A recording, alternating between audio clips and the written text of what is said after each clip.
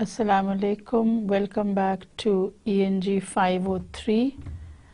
If you remember from what I told you in the last few lectures, we're dealing with various forms of prose writings, and what we're currently doing is the travelogue by Jonathan Swift, and this travelogue is titled Gulliver's Travels. It is the story of a doctor who goes to sea, and in one of his voyages he is shipwrecked and finds himself on an island where you have these tiny little people, and these people, they fire arrows at him and they consider him an enemy until such time as he proves to them that he is not an enemy.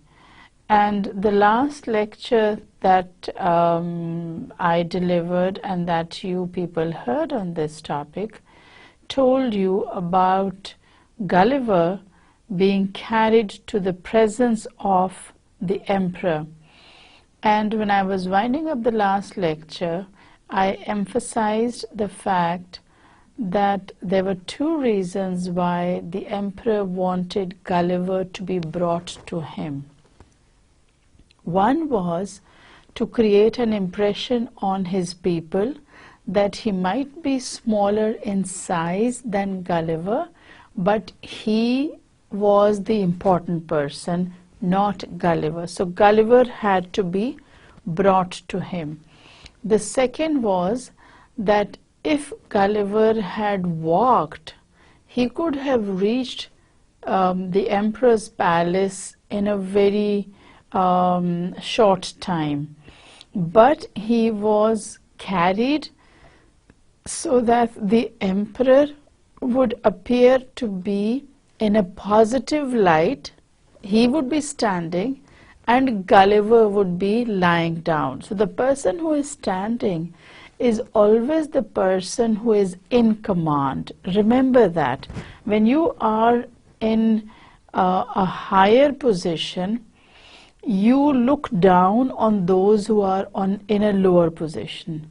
So these are the two reasons why Gulliver is brought to the presence of the emperor, and he is not allowed to walk into the palace. He is brought on this machine, or this engine as Gulliver calls it.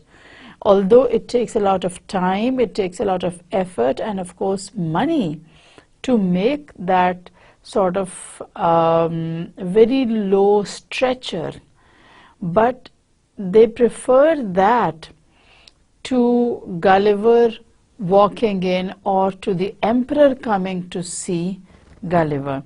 So the portion of Gulliver's Travels where we last finished the lecture was where the emperor rides up close to Gulliver, and because the horse is not used to seeing such a huge person, so the horse rears up and the emperor nearly falls. But because the emperor is a very good rider, he is able to sort of control himself, and then of course his attendants rush in, and that situation is changed, and the injury that might have been caused to the emperor, that is prevented. So that is the point where I left off, and that is where we are going to start. When he alighted, he surveyed me round with great admiration. So you can imagine this man standing, and the emperor goes round, because you see Gulliver is huge compared to the emperor. The emperor would be about 6 inches high, and you have Gulliver who is about 6 feet. So 12 times that is a giant of a man. And the Lilliputians refer to Gulliver as Man Mountain, because for them he's like a mountain. So when the emperor gets off his horse, he walks around Gulliver, and he's full of admiration for the person of Gulliver. He orders his cooks and butlers, and they bring a lot of food. So the emperor is trying his best to keep this giant, this man mountain, well fed. So they pushed forward in a series of carts the food that they had brought. But of course, what appears to them to be a lot of food is for Gulliver only one bite. So they pushed these carts forward for Gulliver, and what Gulliver does is he takes up these carts and he empties the whole cart into his mouth, because the cart is only about this big. So that's like taking up a cup and pouring it into his mouth. So 20 of these carts were filled with meat. But that just means 20 cups. So 20 cups or 20 tiny plates, he just picks them up and he puts it in his mouth. So that would be 20 mouthfuls, and that's it. And one whole meal is always more than 20 mouthfuls. And there were 10 carts that were filled with liquor. So what he does is he overturns all those containers of liquor into the cart. He picks up the cart and then he drinks from there. So that is what he does. And all this time people are watching him with a lot of amazement, because this is something that is unheard of, to be able to eat so much and drink so much. This is something that is truly amazing for them. The empress and young princes of the blood of both sexes, attended by many ladies, sat at some distance in their chairs. Remember, the emperor rides up, the others are sitting in a place that is removed from Gulliver. And it's like they want to come close to Gulliver, but because of what happens to the emperor's horse, they want to keep at a safe distance. Now, he describes the emperor in great detail, and you'll see a lot of sarcasm here. Swift uses satire for the emperor when he says he's taller by almost the breadth of my nail. So about this is the difference between the emperor and the other people. So this would be about half an inch. Half an inch for Gulliver is 6 inches for the Lilliputians. So when he says about the breadth of my nail, he's being very sarcastic. There is very little difference between the emperor and the other people. Now this is a very, very sarcastic comment, and yet the emperor has a designation that is so far removed from that of the other people. His features are strong and masculine, with an Austrian lip and an arched nose. And you know, in those days, it was thought to be a very distinct feature. If you had an arched nose, you were supposed to be from the aristocracy. It showed that you had family connections with princes and with emperors. The Austrian lip is another thing that was supposed to be a very positive feature. You and I may not like it, but it was a sign of royalty. So what Swift is saying is that the emperor looked royal. The emperor looked what he was, and that is an emperor. It's not just that he was the king, but that he had descended from kings. So his complexion was olive, his countenance erect, his body and limbs well proportioned, all his motions graceful, and his deportment majestic. So he's trying to make fun of the emperor, at the same time praising him and appreciating his physical features. He was then past his prime, being 28 years and 3/4 old. Again, very sarcastic. 28 years is not past your prime. As long as you are within 20 and 29, that's the prime of your life. But according to Gulliver, he was past the prime of his life. And out of these 28 and 3/4, he had been emperor for 7 years, and generally victorious. So he had won the wars and the battles that he participated in. For the better convenience of beholding him, I lay on my side.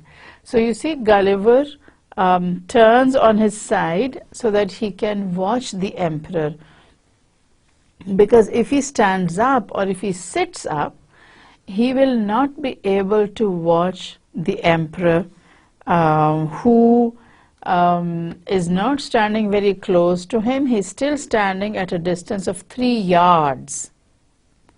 But Gulliver can see him, and he can see Gulliver. So Gulliver gives a very minute description, and then he goes on to say that I can give this description not just because I saw him then, but because at later times I had the opportunity to hold him in my hand. Now this is the practice that Gulliver develops with the passage of time. At first the Lilliputians do not like to get close to him, or they come close to him only to fire arrows at him. But with the passage of time, their confidence builds up, and then when they want to talk to Gulliver, they make signs, or they tell him in their own language that he should pick them up and carry them in his hand. Now he can easily do that. A 6-inch man, you can put on your hand and you can hold him here and you can talk to him. So this is what he does later on, and that is why he can give a very detailed description. And he goes on with this description, and he says he held his sword drawn in his hand to defend himself.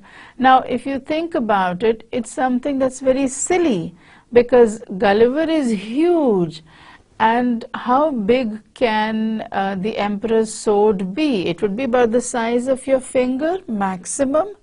What good would that sword do to a man who is faced with this giant? It's like, have you people watched something like Hulk?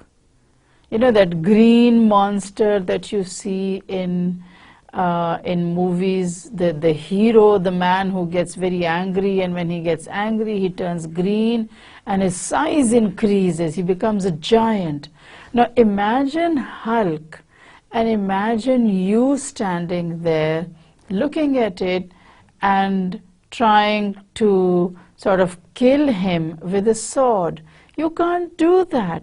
So the same kind of thing you see with Gulliver, with the emperor, who has this drawn sword in his hand to defend himself. It's not going to be much use against Gulliver. So he goes on with this description, describes his voice, his face, his dress, and then he goes on to the courtiers, and he says that they were all very magnificently clad, all very rich clothes, satins and brocades and silks and velvets, so that the spot that all these courtiers and these ladies stood on, he says, seemed to resemble a petticoat spread upon the ground, embroidered with figures of gold and silver. Very, very sarcastic. What Swift is trying to say is that these men and women were dressed in the same way. They were wearing these very bright clothes, silks and furs and everything. And what he's trying to say is that men should not have been wearing these silks. You couldn't discriminate, you couldn't differentiate between the men and the women of the court. They were all wearing the same kind of clothes. And so it looked like a petticoat had been spread there. Again, the term petticoat is something that is reserved specifically for women. So using it for men is very, very strange. But he is referring to the fashion of the time, which was that men and women use the same kind of cloth, the same kind of fabric to make their clothes. And you know, this was also the time when men were not supposed to wear their own hair. It was not fashionable to go around with your own hair. So what they would do is that they would buy these wigs, the same kind of wigs, and they had very long curly haired wigs, and the hair would come down to my elbow. So that was the kind of thing that these men were wearing, and it was considered to be a very poor person who could not afford to wear a wig. So just to give you an idea of the fashion, they were wearing wigs, they were wearing silk and brocade and velvet, all materials that were being used for women's clothes. And you know something, that's more or less the same kind of fashion that we have now. Men are wearing velvet, they are wearing silk. You look at some of the kurtas that are being sold and some of the kurtas that are being made. You have very brightly colored clothes that are fashionable in Pakistan these days, and sometimes you cannot make out if it's a man or a woman because they're wearing the same kind of clothes. So we are like 18th century England. And so, of course, the emperor starts talking to him, but the emperor cannot utter a word that Gulliver can understand. And the same goes for Gulliver. There is that language barrier that sometimes comes between two individuals. The Lilliputians speak a language that that Gulliver does not know, although Gulliver knows a lot of languages. As he mentions in the next slide, he says that I had a smattering of High and Low Dutch, Latin, French, Spanish, Italian, and lingua franca, and of course English. So he's being again very sarcastic. He tries all these languages, but the emperor cannot understand a single word. So 2 hours of this to and fro, the emperor saying one thing, Gulliver saying other things, neither of them understanding what the other was saying. It went on for 2 hours, and then the emperor left after making sure that there were men appointed who would guard Gulliver and who would make sure that Gulliver does not run away. And there was a twofold purpose in leaving those men to guard him. One was so that Gulliver does not run away, and the other, as he mentions it, is the malice of the rabble, who were very impatient to crowd about me as near as they durst. So the second is that the people, because this is something that is really strange for them, so the people also they crowd around, and it is as much to keep the crowd away from Gulliver as it is to prevent Gulliver from causing harm to the general public, that the emperor orders a strong guard. And so this is where we find that the emperor thinks ahead and he plans. So and he makes this plan and he executes this plan because, as he says, some of them had the impudence to shoot their arrows at me as I sat on the ground by the door of my house, whereof one very narrowly missed my left eye. So these people start firing arrows at him, and one very narrowly misses his eye. Now when that happens, Gulliver becomes very angry, and the guard that the emperor has placed there, that becomes active. The colonel orders 6 of the ringleaders to be seized, and thought no punishment so proper as to deliver them bound into my hand. So the colonel is very smart. What he does is he ties up these men, 6 of them, and he gives them to Gulliver. Okay, you deal with them. And from the point of view of Gulliver, that's a very smart thing to do, because what he does is he takes them all in his right hand, puts 5 of them in his coat pocket. Now putting them into a coat pocket is in itself a punishment, because remember, the coat pocket is very deep. They can't get out of that coat pocket. And the 6th one, what Gulliver does is he takes him in his hand and he makes a sign, he makes a gesture that he's going to eat him.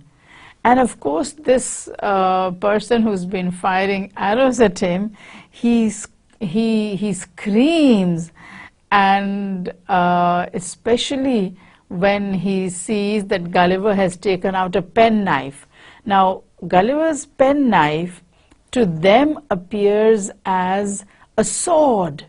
So when Gulliver takes this out and he makes a gesture as if he's going to eat him, this person who's been firing arrows at him, he screams and he screams.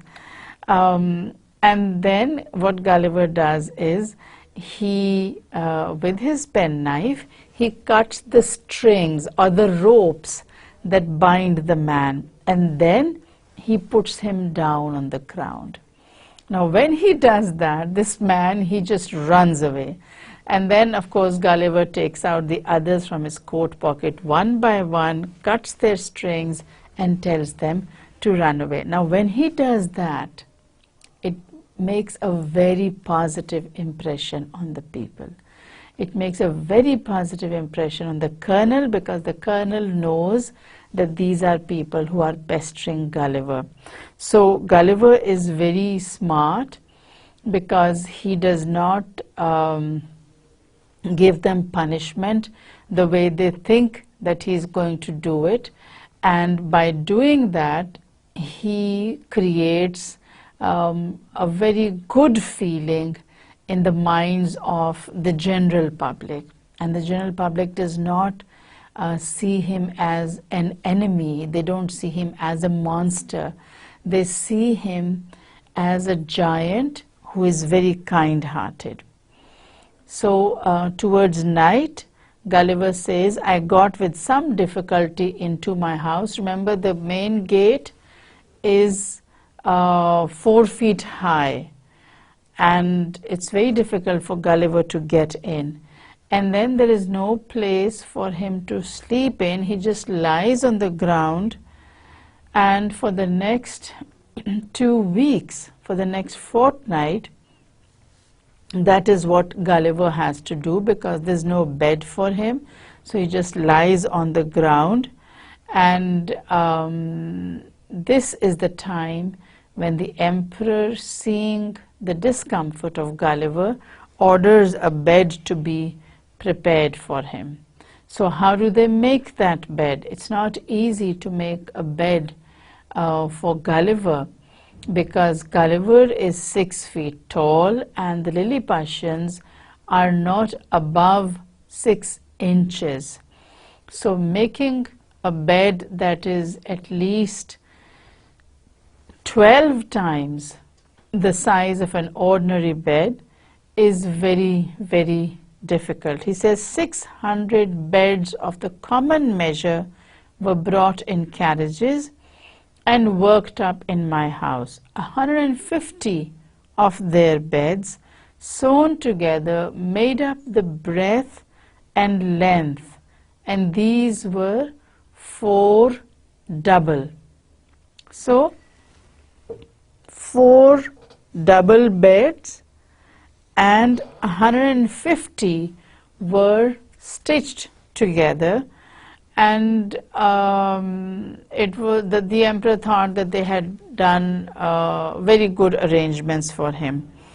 But Gulliver was not really satisfied, because he says they kept me very indifferently from the hardness of the floor, and the floor had been smooth stone. The bed is not much more comfortable.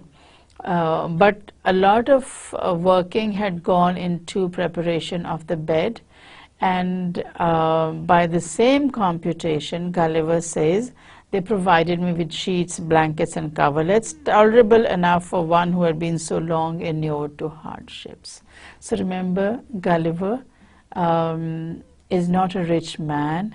Gulliver serves on board ship, and on board ship, life can be very tough. So not only has he been used to the tough life, he is very grateful when these arrangements are made for him, when a special bed is made for him, when special bedding is made for him. He's very grateful. He is really obliged to the Lilliputians, and especially so to the emperor. And here Jonathan Swift sort of switches the narrative a little, and he says that as the news of Gulliver's arrival spread, a lot of people started moving even from the villages to come and see him. So great was their curiosity, so great was the desire to see this man mountain, that not only people from the cities but also those from the villages started to move towards the metropolis so that they could see the man mountain, Lemuel Gulliver. And the downside of this, or the minus point in this, was that the work of the villages was affected. Villagers were primarily have the duty of supplying cities with food, but when the villagers started moving from the village to the city, there was nobody in the villages to take care of the crops. There was nobody to do any of the work. So as soon as the emperor realized that, he moved very fast against those, and he directed that those who had already beheld me should return home and not presume to come within 50 yards of my house without license from the court. Now, you and I know that when there is a matter of a license being acquired, there is money involved. And when we read what Swift writes after this, we are proved true. He says the secretaries of state got considerable fees. Now, if you have to apply for a license, whether it is a driver's license or it is licensed to own a weapon, any kind of license, any kind of official document involves the use of money. and that is all money going to the state, going to the country. So when the emperor issued a proclamation that people who had already seen this man mountain should go back home, people refused to move from there. And so those who wanted to stay there had to get a license. And of course, when it comes to license making, the emperor made a lot of money, because whatever the secretaries of state were making, they had to pass on a portion of that to the emperor. In the meantime, the emperor held frequent councils to debate what course should be taken with me, and I was afterwards assured by a particular friend that the court was under many difficulties concerning me. So the emperor and his courtiers debated what was to be done with it.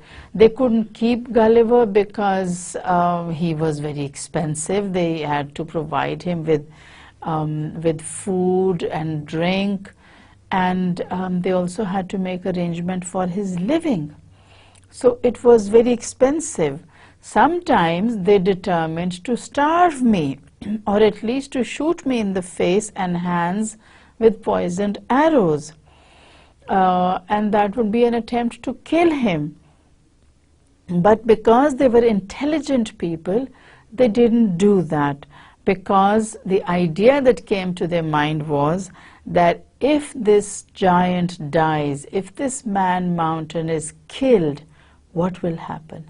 His body will start to decompose, and the result is that disease will spread throughout the kingdom, because a living Gulliver is not harming anyone except for the food that he is consuming. A dead Gulliver would spread disease throughout the empire, and so people would start dying. So in the middle of all this, several officers of the army went to the door of the great council chamber, and two of them, being admitted, gave an account of my behavior to the 6 criminals mentioned before. So when this treatment of the criminals was relayed to the emperor, it made a very positive impact on the entire court. So an imperial commission was issued out, obliging all the villages 900 yards round the city, so in the suburbs, to deliver in every morning 6 beeves, 40 sheep, and other victuals for my sustenance. So the emperor gave out commands that the villages were to provide him with this food every day, a very noble gesture on the part of the emperor. But Jonathan Swift is being very satirical when he mentions the fact that the emperor takes the responsibility and puts it on the villages. He doesn't say that the city is going to provide that food. He says the villages will do it. And that way, he's killing 2 birds with 1 stone. He's taking the villagers back to the village, and he's also managing to keep Gulliver. So 2 birds with 1 stone. Keep the villagers working so that they will not have time to come and just stand there looking at the giant, and also to feed the giant or the man mountain. So these are the commands that he gives out, because because this emperor, he does not depend on his subjects to provide him with anything. His own sources of income are sufficient for him to live a comfortable life.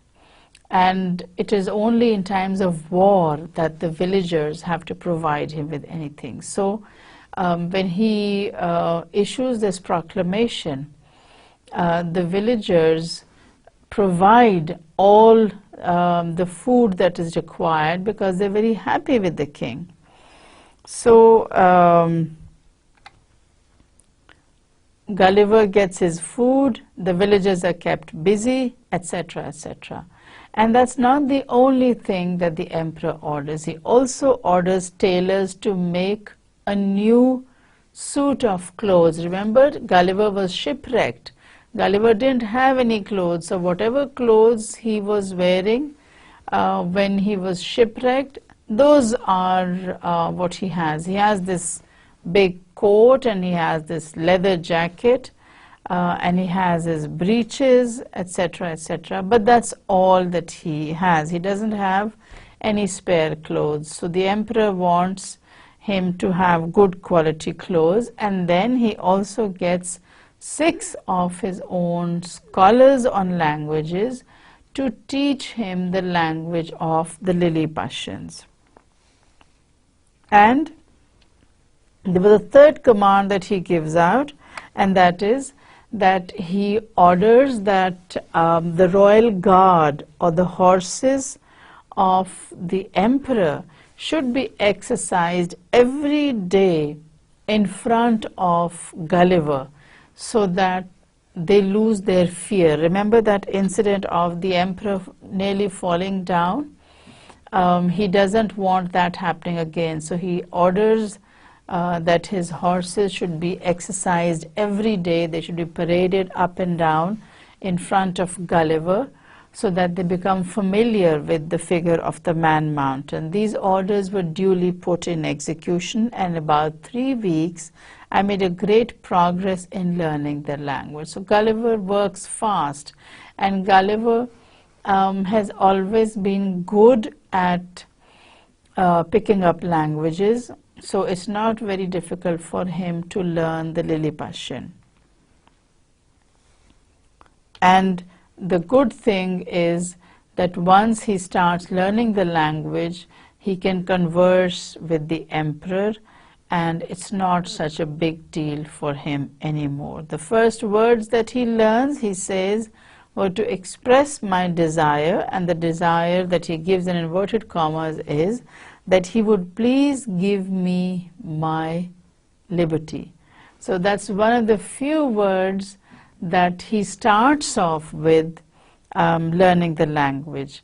But the emperor says that this must be a work of time, not to be thought on without the advice of his council, and at first I must swear a peace with him and his kingdom. So the emperor and Gulliver start conversing, and when Gulliver expresses to the emperor that he wants to be free, the emperor says that yes, he will grant him liberty, but it will be it's a process that will take time. It's not going to be done that easily, and he has to make sure that Gulliver will not cause harm to Lilliput and to the Lilliputians once he's set free. So the emperor is very smart. He phrases it in such a way that Gulliver has to promise not to harm the Lilliputians once he is set at liberty. So the emperor advises him to acquire by my patience and discreet behavior the good opinion of himself and his subjects. Now he's an emperor, you see. He has to act like an emperor. So he says, you know, it would be a very good thing if you were to stay with us for some time and be good to us, because if you are good to us, we will be good to you and we will free you. So he gave orders after this to search Gulliver, but before he did that, he informed Gulliver that this was a practice, a regular practice, and therefore Gulliver would have to allow the officers appointed to search him for any hidden weapons, because things that Gulliver may not consider as a weapon, the Lilliputians would consider as weapons because of the sheer size of it also. Gulliver agrees to being searched. And he says, you know, I can take off my clothes and you can search me. But the emperor says, you don't need to take off your clothes. What you do need to do is that the two officers whom we assign, you will take them up, you will put them in your pockets, and they will search your pockets.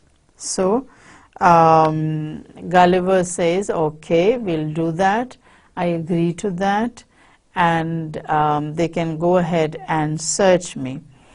And then the emperor goes further and he says, whatever they take from me will either be returned to me when I am set free, or if it is something that they want to keep, they will pay me whatever I think is the correct value of that item. So he takes up the two officers and he puts them in his coat pockets.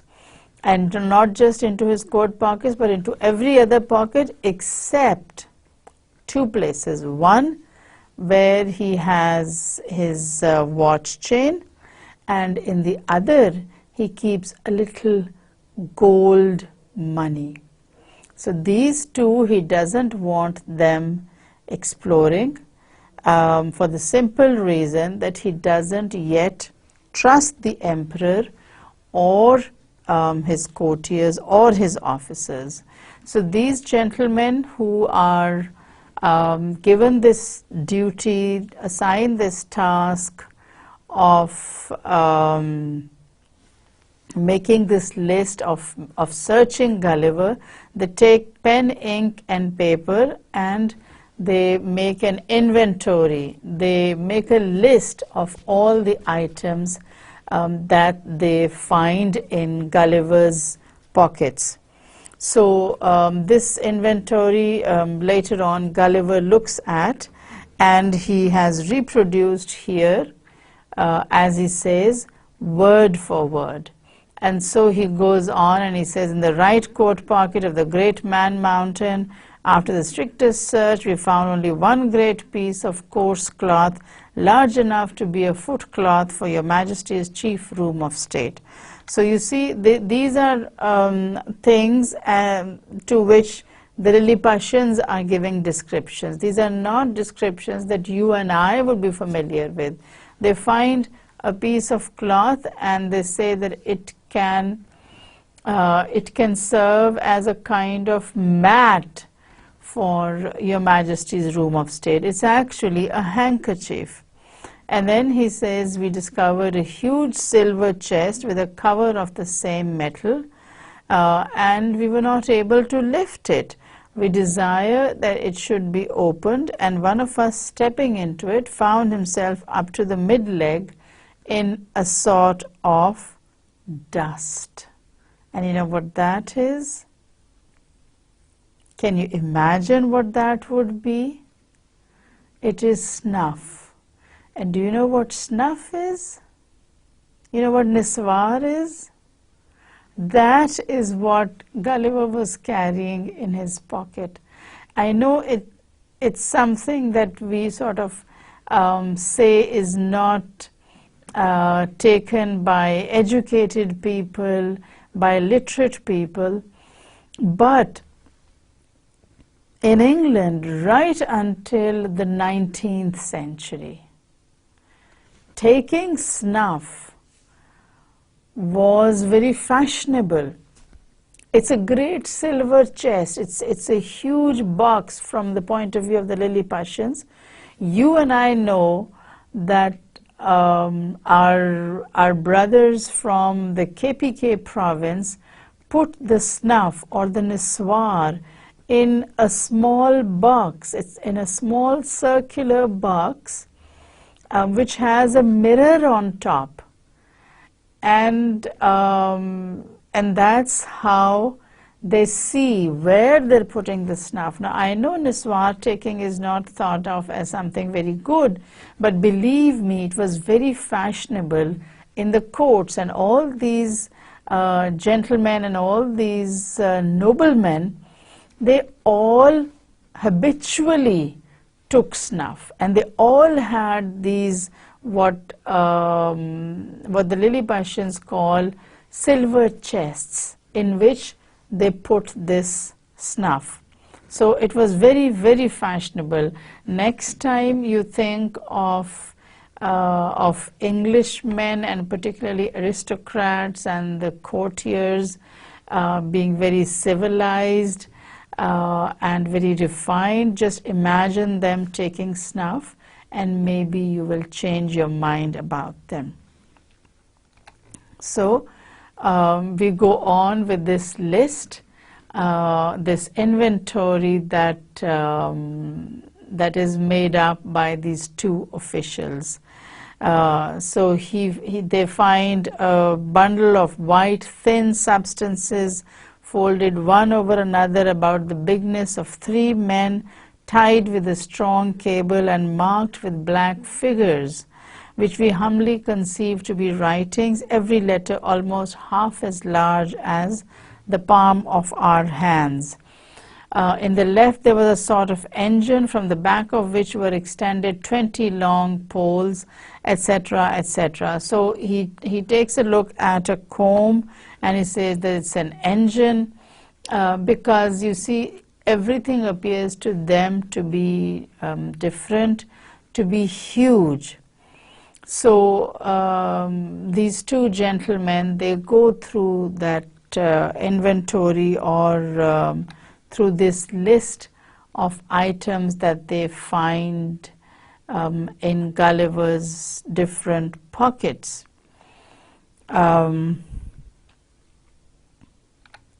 They look at the coins and they say that these are engines that are red in color, and that's a reference to the copper coins that were being used, and they also talk about the white substance, and that is of course the silver that is being used. So different items they find, and they cannot identify them. For example, they find his gun, and they call it 2 pillars.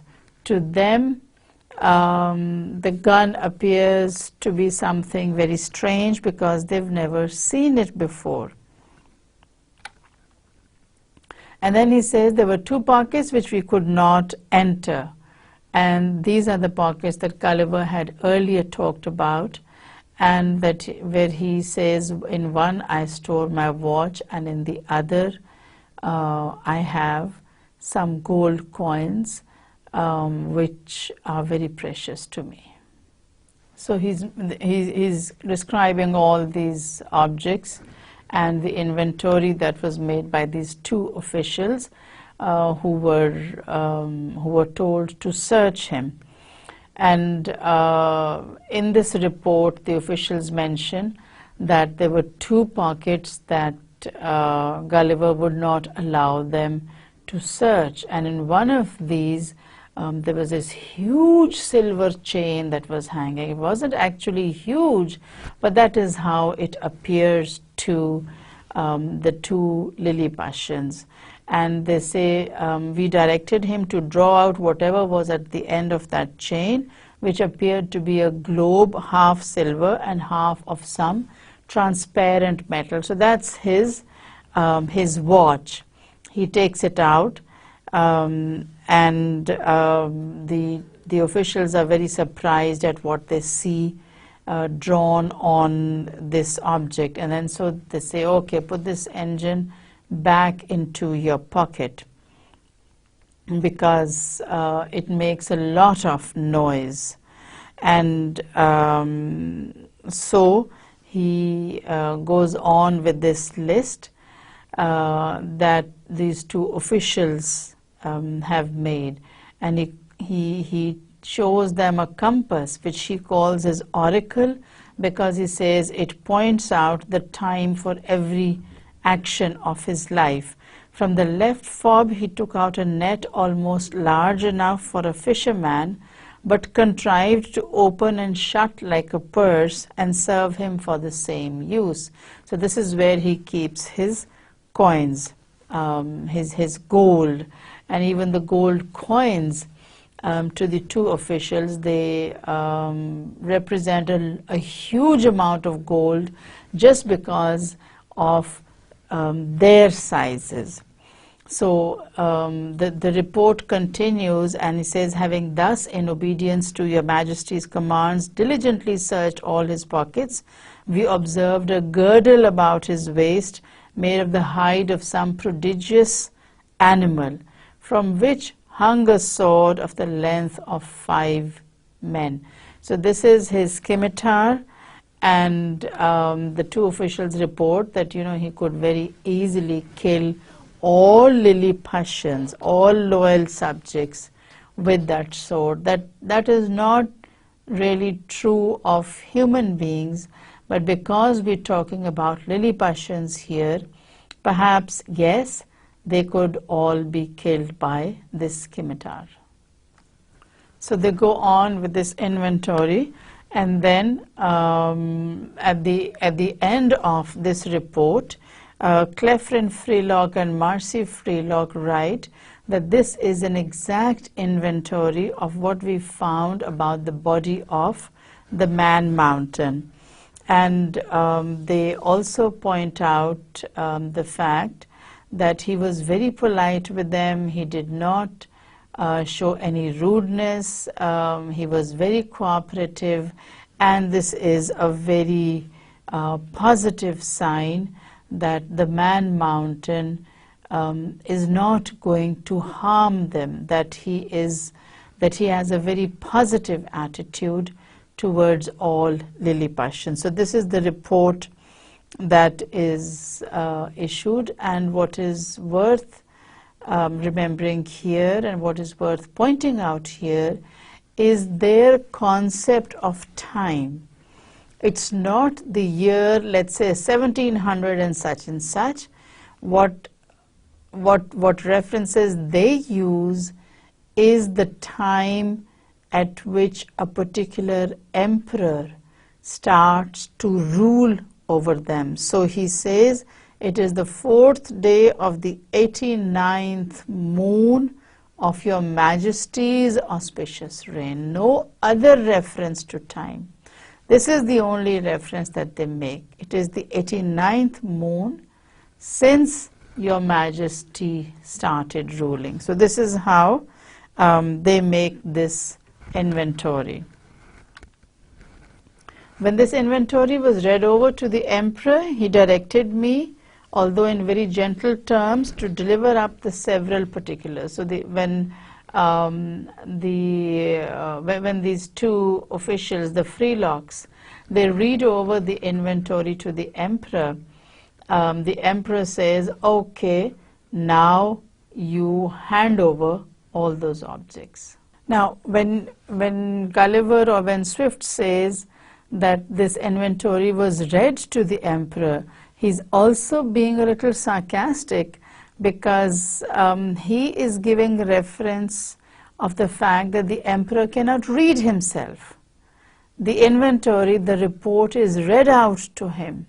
He has other people reading and writing. He cannot write himself, and he cannot read. So that's another point that Swift is making here. So Swift says that the emperor has this report or this inventory read out to him, and once that is over, he orders Gulliver to hand over all these items to him. And first of all, he says, you give me your scimitar, your dagger, because that's the weapon that is the most deadly according to the emperor and according to the two men who make this list up. And in the meantime, he orders 3,000 of his choicest troops, the bravest soldiers, to surround Gulliver, because Gulliver is going to hand over his dagger, his scimitar, to the emperor. And the emperor wants these men to be ready to discharge arrows at Gulliver at the slightest sign of opposition. So the emperor is prepared. He doesn't trust Gulliver even now. And Gulliver says, I didn't know that this was happening because my eyes were fixed on the body or the person of the emperor. So then the emperor tells him to draw out the dagger and to give it to him. So Gulliver does it. Now the dagger has been in the sea, has been in the water, so it has become a little rusty. But when he takes it out, at that moment the sunlight strikes the dagger and it gives off such a bright light that the soldiers are all amazed and they start shouting because they have never seen anything so wonderful, and in any case it is huge for them. These are men who are 4 or 5 inches high. So for them this is the ultimate weapon. With this they think that he can kill all the Lilliputians. Of course the emperor is not scared, the emperor is not afraid, and he tries to sort of calm down his troops, and he says, put this scimitar gently on the ground and away from your reach. So Gulliver of course does that. Gulliver does not intend to use this weapon, but as a matter of good faith he takes it out and he puts it on the side. The next thing that is demanded is his pistols, and those also Gulliver takes out and he hands them over with one instruction, because these are pistols which used powder. They didn't use bullets. Powder is flammable. Powder can catch fire very fast because it's powder. You know, a bullet cannot catch fire. So when Gulliver hands over his pistols, he says, remember that you are not to bring the powder close to the fire, otherwise your entire palace is going to go up, is going to be blown up. So you need to be very, very careful with the powder. And just to show the emperor how strong this weapon is, he says, don't get scared, I'm going to fire it once in the air, because it's a loaded pistol. He can't take out the powder, but he can fire it in the air. So he does that, and hundreds of the Lilliputians fall down as if they have been struck dead. Of course the emperor does not, because the emperor, well, he is the emperor, so he is not scared. So he hands over his pistols, and then the pouch that contains the powder and the bullets, with the strict instructions that he is not to bring the powder close to a flame. And then of course he delivers up his watch, and the funny thing is that 2 of the tallest workers in the emperor's court, they bring out poles, and on these poles they carry this watch chain because it's very heavy for them. It's not something that one person can carry. And of course the emperor is full of curiosity, and he asks Gulliver a lot of questions, and he also asks the learned men in his court and from different countries whatever he can about the objects that are found in Gulliver's possessions. And he hands over everything. He even hands over the journal book, which is what the Freelocks were referring to when they talked about several pages on which there appeared to be writing done. So he hands over all these things to the emperor's people. We're going to stop here and continue in the next lecture. But before I say goodbye to you, let me quickly recap what we have done today. We started this lecture at a point where Gulliver is brought to the presence of the Emperor of Lilliput, and the Emperor comes close to Gulliver, takes a sort of round. He travels around the person of Gulliver and is full of admiration, and then he assigns a sort of temple as house for Gulliver, where Gulliver says that he sleeps for a fortnight on the cold stone floor of the temple. And during that time the emperor has a bed made for him, so he switches from sleeping on the cold stone floor to the bed. So the emperor is trying to make him comfortable. He orders a lot of food for him, and he also orders all the surrounding villages to provide Gulliver with food and drink on a regular basis. And that's about the only sort of tax that he levies on his subjects. He does not levy any other taxes on Lilliputians. So the Lilliputians are eager to fulfill the emperor's commands, and the emperor, when he issues these commands, he is fulfilling two purposes. One is to keep all those villagers who are coming to see Gulliver in the villages so that they are working, and the other is to make sure that Gulliver is not harmed. So any villager who wants to see Gulliver more than one time has to have a license, and the secretaries of state or the people at the court, they make a lot of money issuing licenses to all these people who just want to stand and stare at the Man Mountain.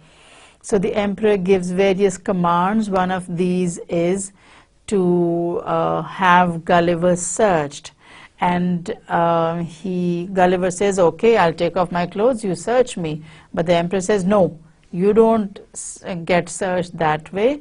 I am going to appoint two officials and they will search your person. You don't need to take off your clothes.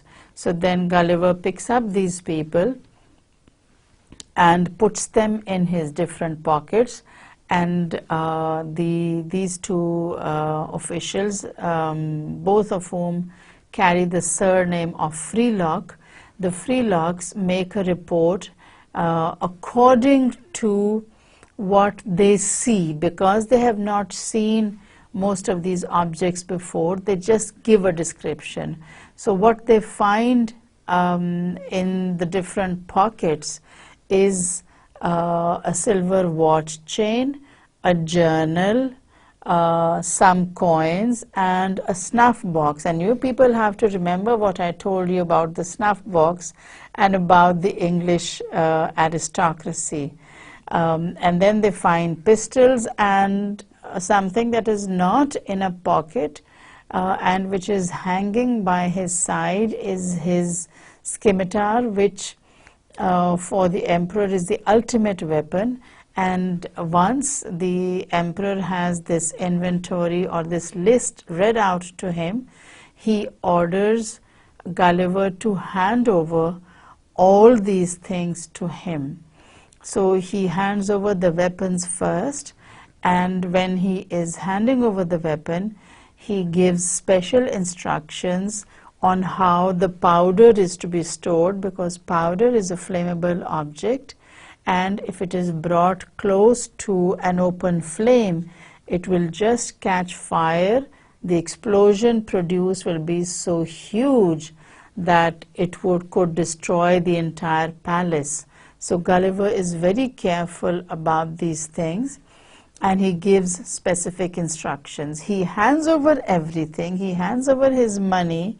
He hands over his weapons, because he has been given assurance by the emperor that when he is ready to leave and when the emperor can let him go, all these things will either be returned to him, or Gulliver will be paid money that is equal in value to these objects.